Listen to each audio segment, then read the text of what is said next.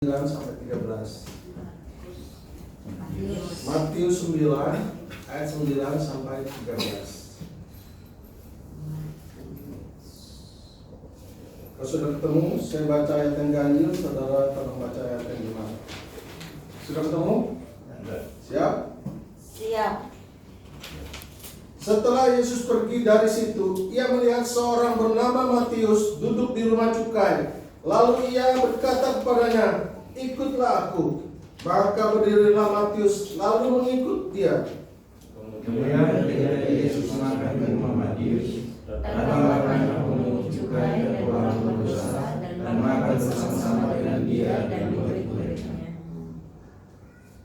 Pada waktu orang Farisi melihat hal itu, berkatalah mereka kepada murid-murid Yesus, "Mengapa gurumu makan bersama-sama dengan pemungut cukai dan orang berdosa?" Yesus mendengarnya dan berkata, "Bukan orang sehat yang memerlukan, tetapi orang sakit." Jadi, pergilah, pelajarilah arti firman ini. Yang kukendaki ialah belas kasihan dan bukan persembahan, karena aku datang bukan untuk memanggil orang benar, melainkan orang berdosa. Amin. Ya, kita sekarang mendengar firman Tuhan. Yang terakhir dari Matius 9 ayat 9 sampai 13 dikatakan ini mengisahkan tentang seorang yang bernama Matius. Ya.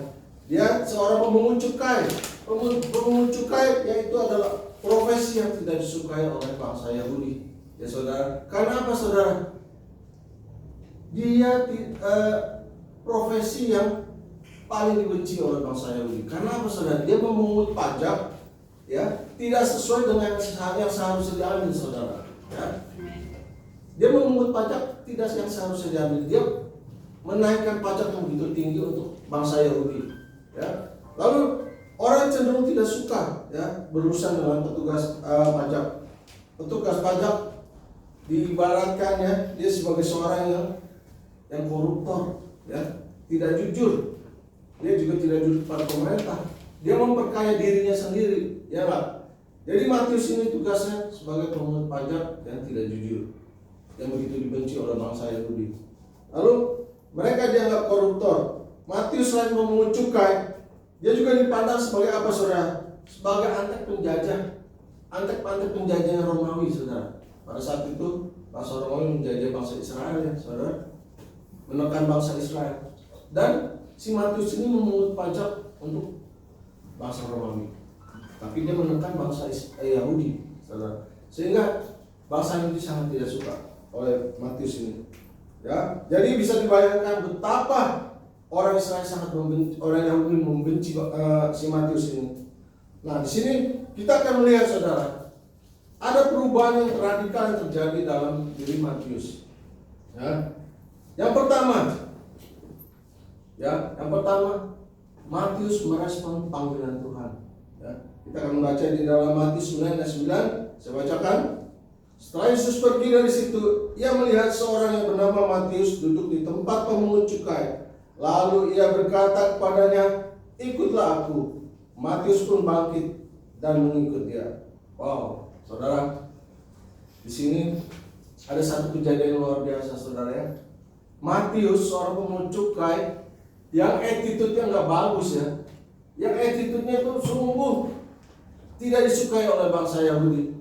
Tapi ketika dia berjumpa dengan Yesus, ya, dengan kuasanya Yesus memanggil dia, "Ikutlah aku." Ya. Ada satu perubahan saudara dalam diri Matius.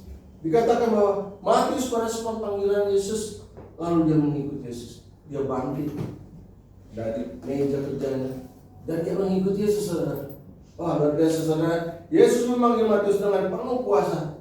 "Follow me," gitu. Ya, ikut aku. Dengan segera saudara, tanpa pikir lagi saudara, hatinya tergerak. Dia bangkit dan mengikut Yesus, saudara. Luar biasa. Yesus tidak memandang manusia, seringkali memandang penampilan kita, saudara. Dulunya kita orang nggak benar, ya. Dulunya kita rusak. Dulunya kita orang yang bikin malu, ya.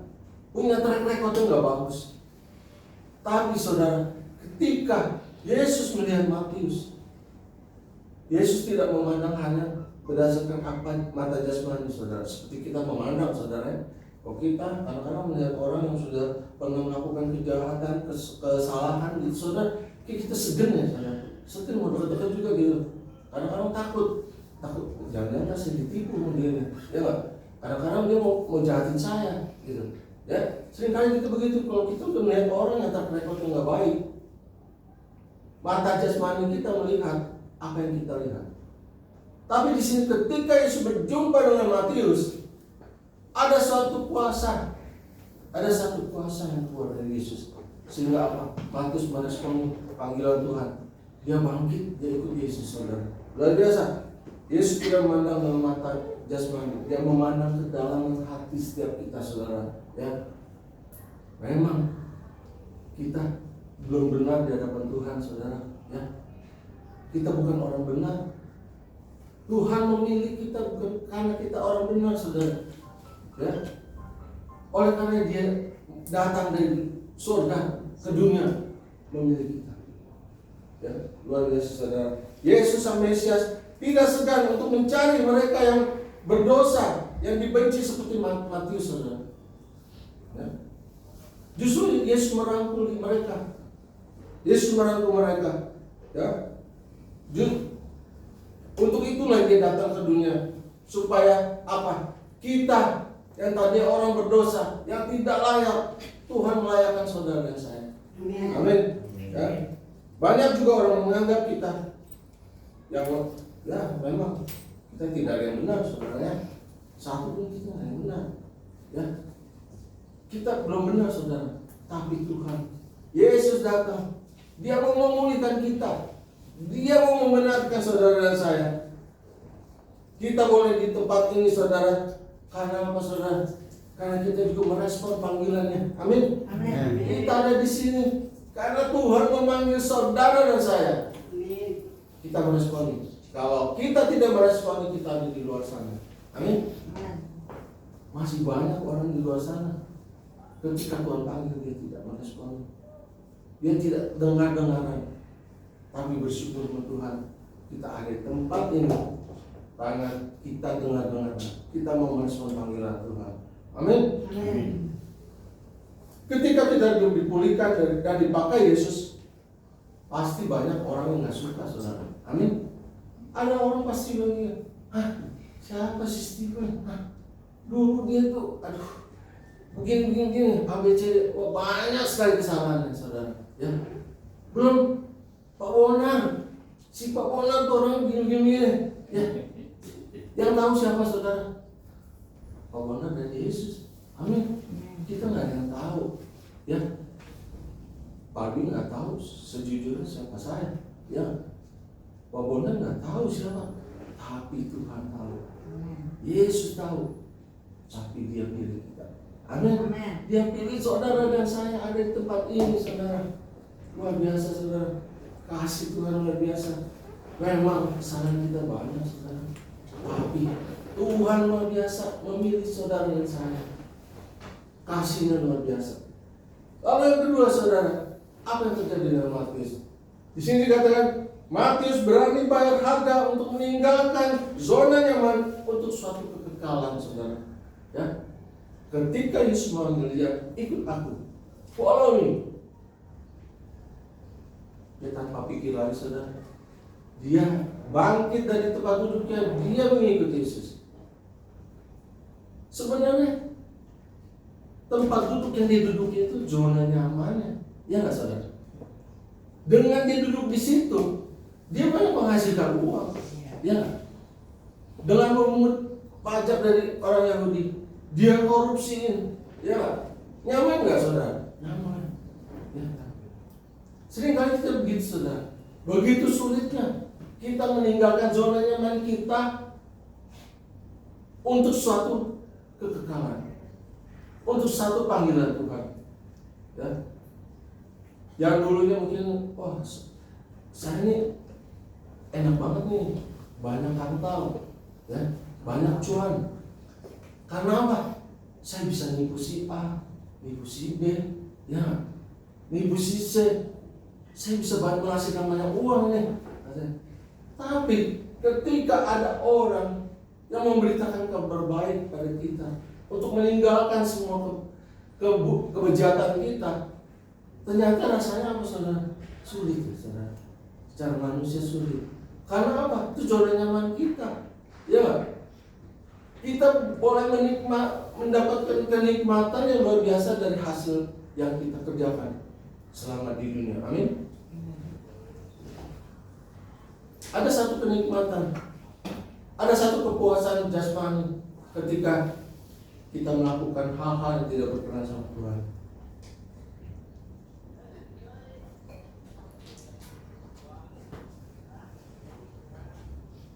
Lalu di sini setelah berjumpa dengan Yesus, coba yang tadinya dia duduk ya sebagai pemungut cukai dalam kenikmatan yang hartanya berlimpah, kira-kira susah nggak saudara? Susah ya, berat ya, berat. Kita harus bayar harga untuk mengikut Yesus.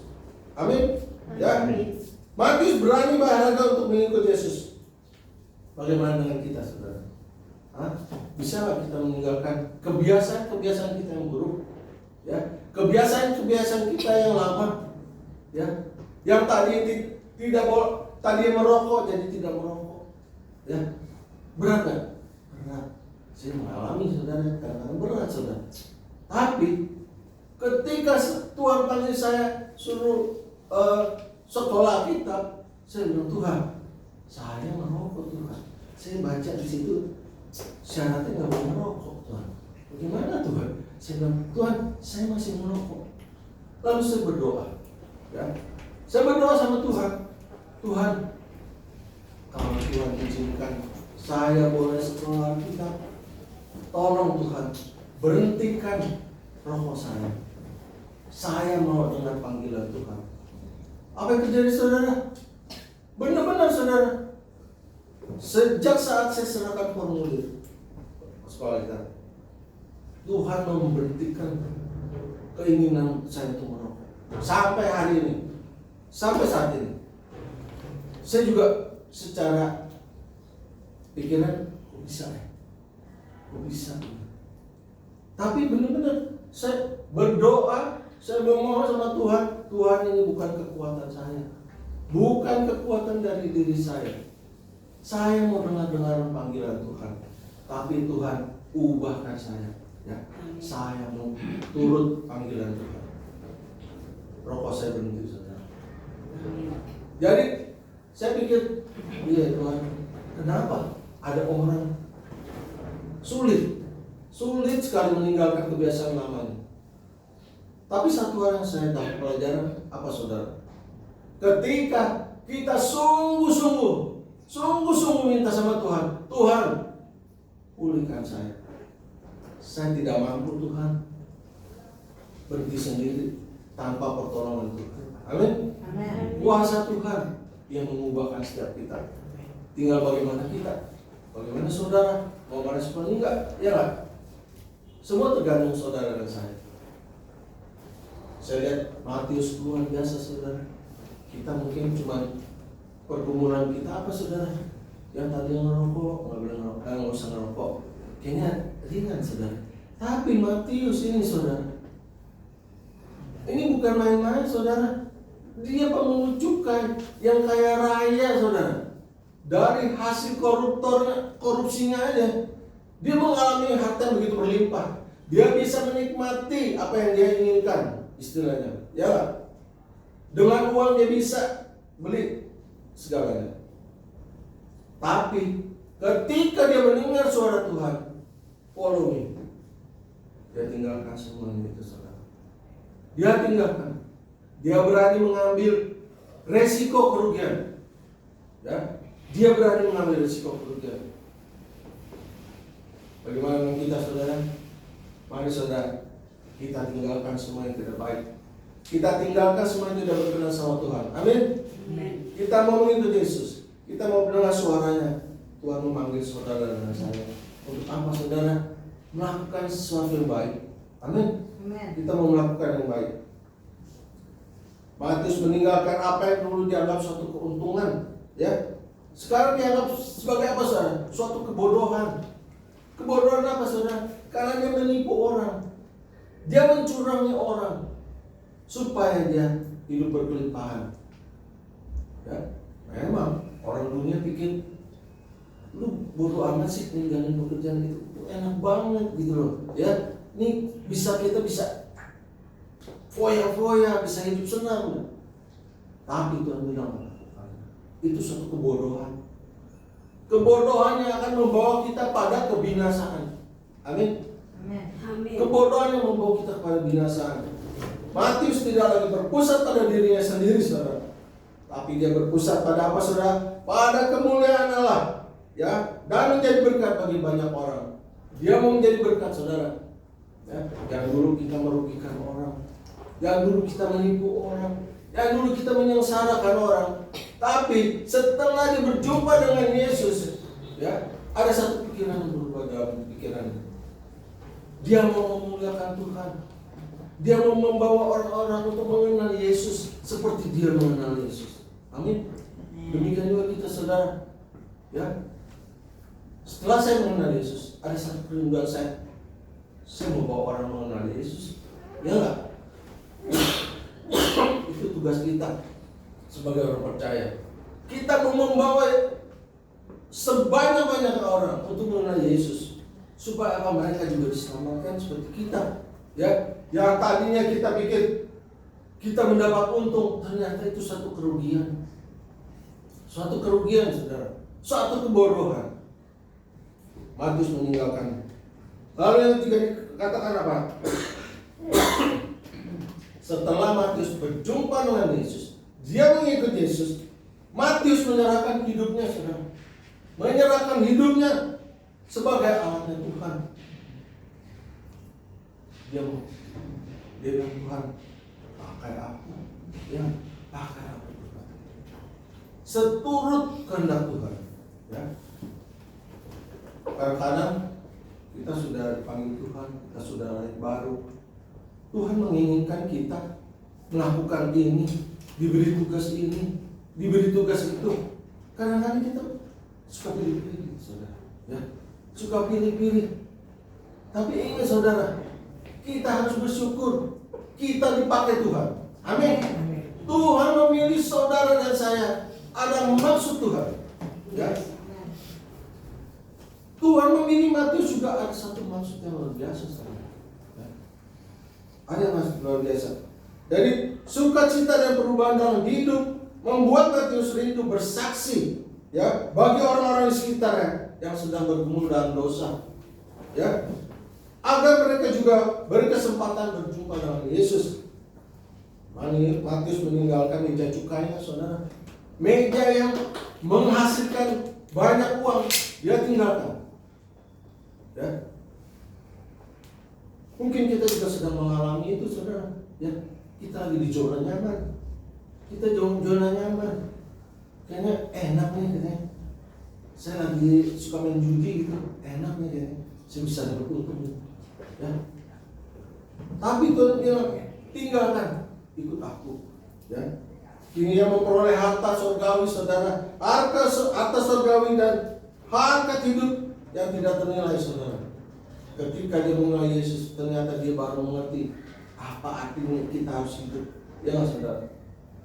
Tuhan memilih saudara dan saya untuk satu tujuan yang mulia, ya, untuk satu tujuan yang mulia. Tuhan memakai kemampuannya.